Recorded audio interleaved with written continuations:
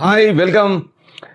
నిన్న అండర్ 19 మన జట్టు అద్భుతమే చేసింది. ఒక్క ఓటమి లేకుండా ఫైనల్ చేరిన ఎక్కడో అసంతృప్తి. కుర్రాళ్ళు తమ ప్రతిభకు న్యాయం చేయడం లేదని మనకు అనిపించింది. అలాగే సమిష్టిగా ఆడట్లేదని, పెద్ద జట్లపై సాధికారిక విజయాలు సాధించడం లేదని, పైగా ఫైనల్ ప్రత్యర్థి కూడా అజయ్ జట్టే కావడం, అలాగే రీసెంట్గా ఆసియా కప్ లోపల మనం పాకిస్తాన్ చేతిలో ఓడిపోవడం, అలాగే ఫలితంగా సానుకూలంగా వస్తుందా లేదా అన్న సందేహం అనిపించింది. కానీ కుర్రాళ్ళ జట్టు అంతిమ సమయంలో అసలు ఆటను బయటకు తీసింది.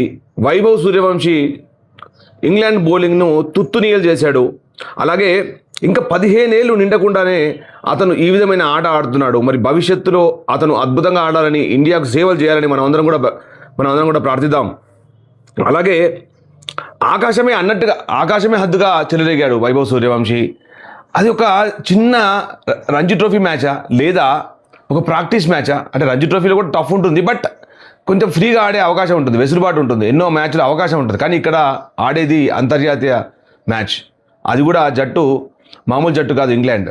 అన్ని పెద్ద పెద్ద జట్లను ఓడించి అజేయంగా నిలిచిన మరొక జట్టు.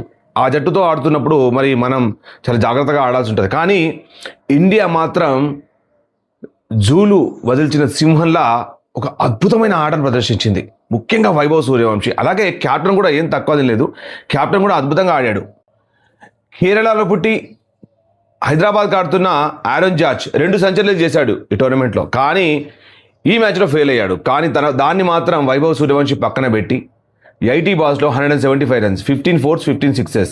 అంటే అవి కూడా సమానంగా ఉండాలని చూశాడో ఏమో, నాకైతే అనుమానంగా ఉంది. 2 కూడా 4లు 6లు సమానంగా కొట్టాలనుకున్నాడేమో, అలా కొట్టి పడేశాడు. అలాగే ఆయుష్ మాత్రే మొదట్లో ఫెయిల్ అయినా చివరిలో మాత్రం అద్భుతంగా రాణించాడు. ఆయుష్ మాత్రే ఒక క్యాప్టెన్ ఇన్నింగ్స్ ఆడాడు, 51 బాల్స్లో 53. అలాగే వేదాంత్ త్రివేది, విహాన్ మల్హోత్రా, అభినయ్ కుందు వీళ్ళందరూ కూడా ప్రయత్నం చేశారు. చివరి లోపల మరి కనిష్క్ చౌహాన్ 37 రన్స్ చేశాడు. కానీ ఒక్క విషయం మాత్రం నేను చెప్తున్నాను, భవిష్యత్తులో అభిజ్ఞాన్ కుందు ఇండియాకు మాత్రం తప్పకుండా వికెట్ కీపింగ్ చేస్తాడు. అలాగే ఇండియాకు తప్పకుండా ఆడతాడని నేను ఈరోజు నేను చెప్తున్నా, మీరు రాసుకోండి. వైట్ బాల్ చరిత్రలో అతను ఒక అద్భుతమైన బ్యాటర్గా, మరి దాదాపుగా అతను మేబీ వైట్ బాల్ ఆడొచ్చు టెస్ట్ మ్యాచ్, ఎందుకంటే అతని దగ్గర అన్ని షాట్లు ఉన్నాయి. అభినవ్ కుందును దగ్గర నుంచి నేను అబ్జర్వ్ చేస్తున్నాను.